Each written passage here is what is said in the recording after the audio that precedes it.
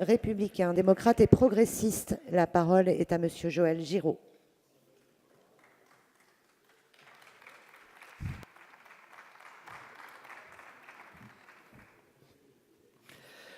Madame la présidente, monsieur le ministre, mesdames les rapporteurs, madame la présidente de la commission des affaires économiques, mesdames, messieurs, chers collègues, il est des moments dans la vie politique qui tranchent sur les affrontements stériles et les dérives politiciennes.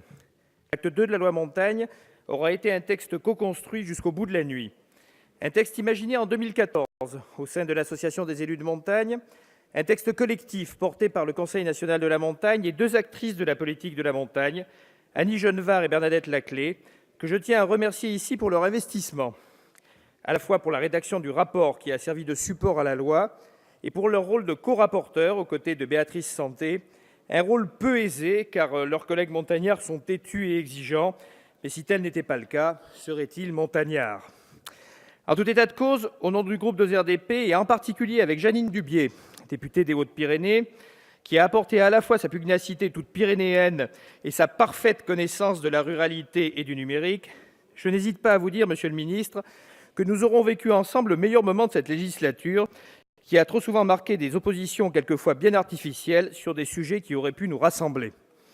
Le meilleur moment aussi, car nous n'avons pas ici mené de combats individuels, égoïstes, mais des combats collectifs au profit d'un territoire qui rassemble 10 millions de Françaises et de Français qui, au-delà des handicaps naturels, veulent montrer la voie de l'autodéveloppement et de l'innovation à la nation française. Merci aussi à la présidente de la commission des affaires économiques, Frédérique Massat, qui, tant en commission qu'en séance, a mené rondement son affaire.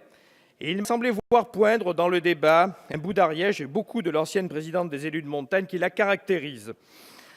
Puisque nous parlons de l'ANEM, la présence efficace du président de cette association d'élus, Laurent Wauquiez, et de sa secrétaire générale, Marie-Noëlle Battistel, qui allait devenir le week-end suivant dans les Vosges, calife, montagnard bien sûr à la place du calife,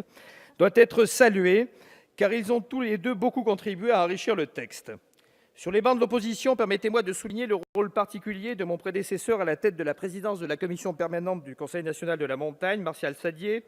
et du président de l'Association nationale des stations de montagne, Charles-Ange Ginesi, dont notre groupe a voté de nombreux amendements, fidèles à la tradition montagnarde de la cordée, qui s'embarrasse peu du positionnement sur l'échiquier politique dès lors qu'il s'agit d'atteindre le sommet ou, dans les circonstances difficiles, de préserver l'intégrité physique de la cordée.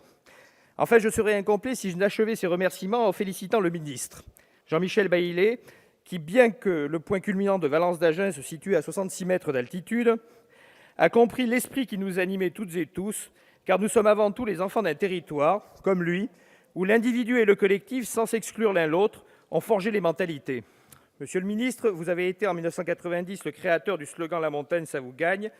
et vous avez aujourd'hui, grâce à votre liberté d'action, contribué à bâtir cette loi montagne et à faire gagner la montagne. Votre cabinet, qui n'a pas sa peine et que nous allons encore beaucoup solliciter, car les conséquences réglementaires de la loi sont parfois aussi importantes que la loi elle-même, doit également être remercié pour son engagement sans faille, jour et nuit, à nos côtés. Alors je ne reviendrai pas dans le détail sur les bénéfices immenses que l'acte 2 de la loi Montagne va générer sur nos territoires. De nombreuses circulaires que nous avions arrachées, comme à l'école, sont désormais inscrites dans le marbre de la loi. Et au-delà de la montagne, de nombreuses mesures que nous avons votées vont s'appliquer sur d'autres territoires ou en faveur d'autres populations fragiles de France. Je pense en particulier aux mesures relatives aux saisonniers et à celles relatives à l'école, qui vont s'étendre par instruction à toute la ruralité, et à celles relatives au tourisme, qui vont, s'agissant notamment des offices de tourisme, concerner toutes les stations classées ou en cours de classement, où qu'elles soient sur notre territoire. Chaque ligne de la loi est utile, jusqu'à l'investissement de la BPI en faveur des mises aux normes de l'hôtellerie familiale. Il reste néanmoins deux urgences. L'inscription de ce texte à l'ordre du jour du Sénat, car certaines mesures survivraient mal à une approbation définitive après le 31 décembre, et la nécessité de trouver une solution juridique sans doute au moyen de conventions de gestion à la difficulté de la gestion intercommunale de l'eau en montagne, sans remettre en cause le principe de la loi NOTRe. Et là, l'œuvre très utile que nous avons collectivement bâtie sera quasi parfaite. En tout état de cause, le groupe de RDP vous remercie, monsieur le ministre, d'avoir porté haut et fort le droit à la différence que prônaient unanime les législateurs de 1985, les Louis Besson, René Souchon, Robert de Caumont ou Augustin Maurepas, un droit à la différence qui petit à petit s'étiolait dans le carcan administratif français, alors même que l'Europe, au moyen de l'article 174 du traité de Lisbonne, l'établissait. Aujourd'hui, Je pense à l'homme qui fut pour moi un ami et pour tous ses contemporains l'incarnation même de notre esprit de cordée, le guide de haute montagne et pasteur Paul Keller, pour qui on fait de la montagne, mais c'est la montagne qui nous fait. Que ce vote exprime aujourd'hui une rareté, l'esprit de cordée en politique. Merci, monsieur le député. Pour le groupe